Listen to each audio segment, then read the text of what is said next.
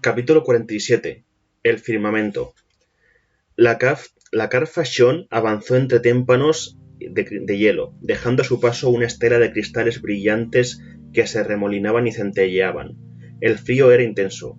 El brujo de a bordo se había visto obligado a retirar el calor mágico de las zonas de trabajo y de descanso de la nave y utilizarlo para mantener aparejos, cables, alas y casco libres de hielo que caía sobre ellos con un traqueteo que, en palabras de Lindbeck, sonaba como 1.000.000 de guisantes secos.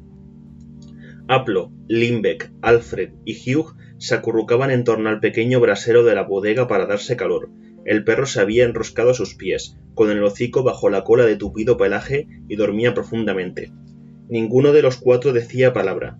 Lindbeck estaba demasiado asombrado ante las cosas que había contemplado y las que esperaba presenciar. En cuanto a Aplo, nadie podía saber qué le rondaba por la cabeza.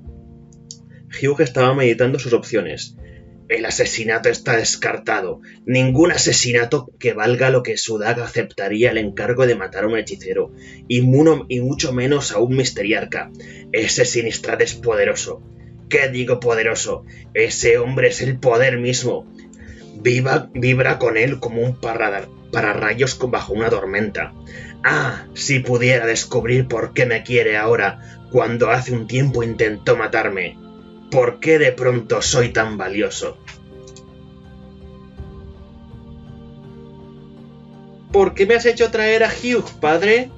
El dragón de azogue se abría paso entre los témpanos de hielo moviéndose con inusual lentitud, pues Sinistrad retenía su marcha para que la nave elfa pudiera seguirlos. Aquel avance calmoso irritaba al dragón, al cual, además, le habría encantado engullir como cena a las criaturas de delicioso aroma que viajaban a bordo. Pero la bestia sabía que no debía desafiar a Sinistrad. Los dos se habían librado numerosas batallas mágicas con anterioridad y la Gorgona siempre había perdido, por lo que sentía hacia el hechicero una mezcla de odio y de rencoroso respeto. Tal vez necesite a ese Hugh la mano, hijo. Al fin y al cabo es un piloto.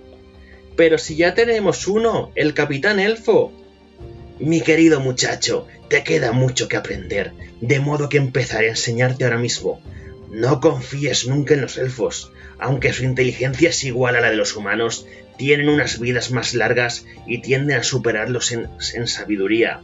En los tiempos antiguos, los elfos constituían una raza noble, y los humanos, como suelen afirmar esos elfos con aire de burlona superioridad, eran poco más que animales en comparación con ellos. Sin embargo, los hechiceros elfos no podían dejar de envidiar a sus equivalentes humanos. De hecho, estaban celosos de su magia. «Pero si yo vi cómo el hechicero atrapaba el alma del elfo moribundo», lo interrumpió Bane en un susurro, recordando la escena con asombro y temor. «Sí», respondió Sinistrad en tono burlón. «Así es como pensaban enfrentarse a nosotros». «No te comprendo, padre». «Es importante que lo hagas, hijo, y pronto, pues vamos a tener que tratar con el brujo elfo de a bordo. Déjame describirte en 4 fases la naturaleza de la magia. Antes de la separación, la magia espiritual y la física, como todos los demás elementos del mundo, estaban fundidas y presentes en todos los pueblos. Tras la separación, el mundo quedó dividido en sus elementos sueltos, al menos así lo narran las leyendas sobre los Sartán, y lo mismo sucedió con la magia. Cada raza busca, de manera natural, emplear el poder de la magia para compensar sus deficiencias. Así, los elfos, que tienden por naturaleza a lo espiritual, necesitan la magia para mejorar sus poderes físicos, y estudiaron el arte de proporcionar facultades mágicas a los objetos físicos que podían serles de utilidad. ¿Como la nave dragón? Sí, como la nave dragón. Los humanos, por su parte, tenían más capacidad para controlar el mundo físico, de modo que trataron de alcanzar unos poderes a través de lo espiritual. Así, nuestro mayor talento pasó a ser la capacidad de comunicarnos con los animales, de obligar al viento a seguir nuestra voluntad o de forzar a las piedras a levantarse del suelo. Y gracias a nuestra preocupación por lo espiritual, desarrollamos la facultad de la magia mental, la capacidad de ejercer nuestra mente para alterar y controlar las leyes físicas. ¿Fue así como pude volar? Sí. Y si hubieras sido un elfo, habrías perdido la vida, pues ellos no poseen tal poder. Los elfos volcaron toda su capacidad mágica en los objetos físicos y estudiaron en profundidad el arte de la manipulación mental. Un mago elfo con las manos atadas no puede hacer nada. Un hechicero humano, en las mismas circunstancias, solo necesita concentrarse en que sus muñecas están encogiendo de grosor y así sucede, de modo que puede librarse de las ataduras.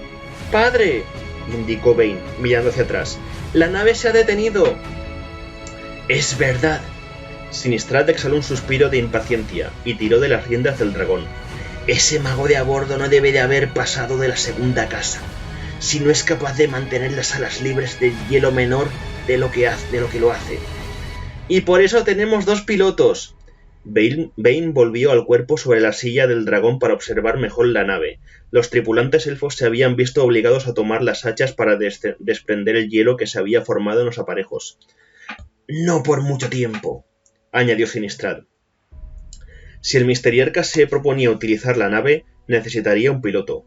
Una vez establecido este hecho, Hugh sacó la pipa y empezó a llenar a medias la cazoleta con su menguante provisión de tabaco, mientras pensaba: «Y ahora tiene 2 pilotos, el elfo y yo. Tal vez desee mantenernos a ambos en ascuas, enfrentados entre nosotros. El ganador sobrevive, el perdedor muere, o tal vez no. Quizás Sinistrad no confíe en absoluto en el elfo. Muy interesante, no estoy seguro de si debería poner sobre aviso a Bozarel». Hugh encendió la pipa y observó a sus compañeros con los ojos entrecerrados. Limbeck, ¿por qué Limbeck? Y Aplo, ¿dónde encajaba este? «Hijo, ese que has traído, ¿dices que es el líder de su pueblo?» «Bueno, algo parecido», respondió Bane, moviéndose inquieto. «No fue culpa mía. Yo intenté que viniera su rey, al que llaman Survisor Jefe, pero...» «Survisor Jefe», repitió el Misteriarca. «Pero ese otro hombre quiso que fuera Limbeck quien nos acompañara, y así se hizo», continuó el chiquillo encogiéndose de hombros. «¿Qué otro hombre? ¿Alfred?» «No, Alfred no», dijo Bane en tono despectivo. «El otro, el más callado, el amo del perro». Sinistrad dirigió su mente hacia el puente de la nave. En efecto, recordaba la presencia de otro humano, pero no lograba evocar su aspecto, sino solo una especie de bruma gris, indefinida. Debía de tratarse del hombre procedente del reino recién descubierto. «Quizás deberías de haber lanzado tu hechizo y convencerlo de que quería lo que tú querías. ¿No lo intentaste?» «Por supuesto, padre», contestó Bane, enrojecido de indignación. «Entonces, ¿qué sucedió?» «Que el encantamiento no produjo efecto». Bane agachó la cabeza. «¿Qué? ¿Es posible que Triano consiguiera realmente romper el hechizo?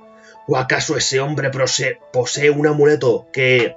«No posee nada salvo un perro. Aplo no me gusta. Yo no quería que viniera con nosotros, pero no pude impedírselo. Cuando lo envolví con el hechizo, este no funcionó, como lo hace con la mayoría de la gente. Todos los demás lo absorben como una esponja que se empapa de agua. En cambio, ese Aplo, la magia lo rebotó sin producir ningún efecto». «Imposible.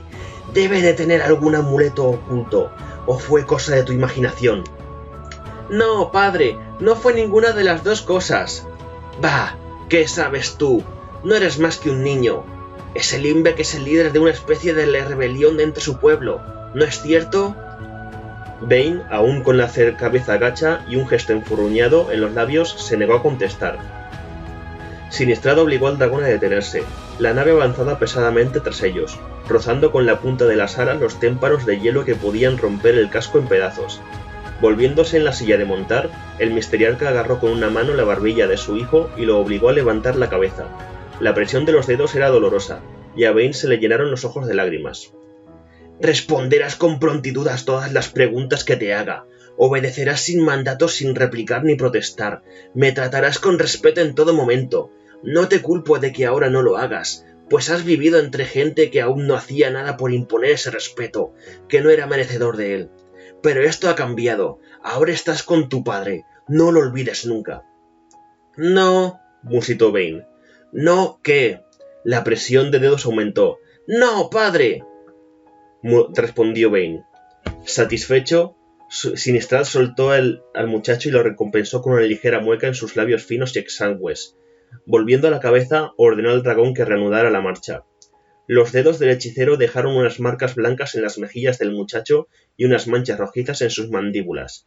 Bane, callado y pensativo, se pasó la mano por ellas tratando de aliviar el dolor. No había derramado ninguna lágrima, y se obligó a engullir las que tenía en la garganta, al tiempo que secaba con un acelerado parpadeo las que le acudían a los ojos.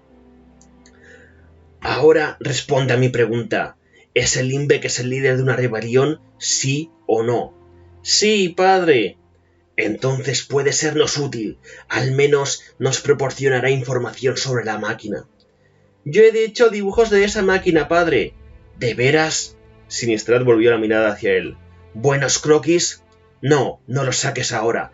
Podría llevárselos el viento. Ya los estudiaré cuando lleguemos a casa.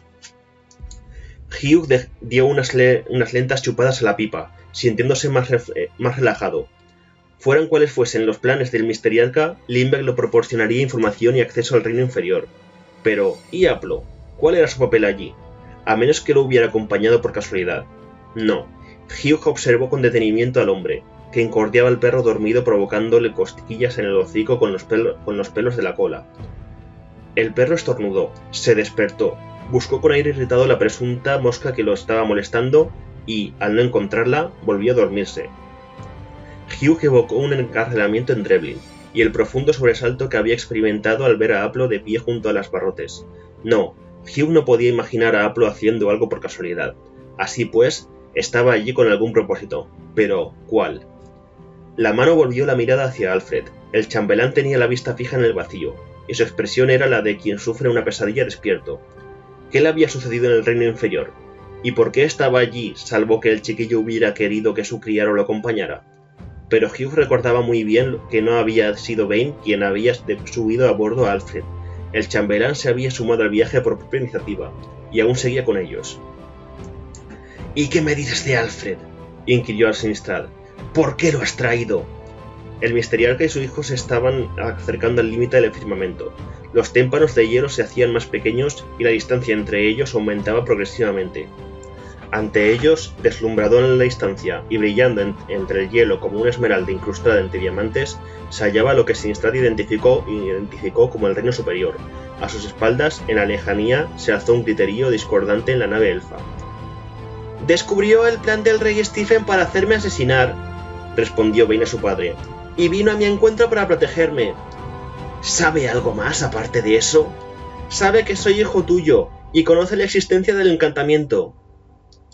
«Todos los estúpidos lo conocen, pero por eso ha resultado tan eficaz, porque todo el mundo es deliciosamente consciente de su propia impotencia frente a él. ¿Sabe Alfred que manipulaste a tus padres y a ese idiota de Triano para que creyeran que fueron ellos los responsables de expulsarte? ¿Lo has traído por eso?» «No, Alfred ha venido porque no ha podido evitarlo. Tiene que estar siempre a mi lado. No es lo bastante despierto para hacer otra cosa». «Nos irá bien tenerlo con nosotros cuando regreses. Podrá certificar tu historia». «¿Regresar? ¿Regresar a dónde?», replicó Bane, agarrándose a su padre como si se hubiera asustado. «Voy a quedarme contigo». «¿Por qué no descansas ahora? No tardaremos en llegar a casa, y quiero que causes buena impresión a mis amigos». «¿Y a mi madre?» Bane se instaló más cómodo en la silla. «Sí, claro. Ahora, contén la lengua. Nos estamos acercando a la cúpula y debo comunicarme con los que esperan para recibirnos». Bane descansó la cabeza en la espalda de su padre. No le había contado toda la verdad acerca de Alfred. Quedaba aquel extraño incidente en el bosque, cuando le había caído encima el árbol. Alfred había creído que aún estaba inconsciente, pero no era así. Bane no estaba seguro de qué había sucedido, pero se dijo que allí arriba lo averiguaría. Tal vez algún día se lo preguntaría a su padre, pero todavía no, al menos hasta enterarse de qué significaba aquel «cuando regreses». Hasta entonces guardaría para sí el extraño comportamiento de Alfred. Bane se cobijó aún más cerca de Sinistrad. Hugh vació el tabaco de la pipa y, envolviendo esta cuidadosamente con el paño, la guardó en su lugar junto al pecho. Después del desde el primer momento había sabido que cometía un error ascendiendo hasta allí, cuando no había podido evitarlo, pues el muchacho lo tenía sometido a un encantamiento. Por tanto, resolvió no pensar más sobre sus alternativas. No tenía ninguna.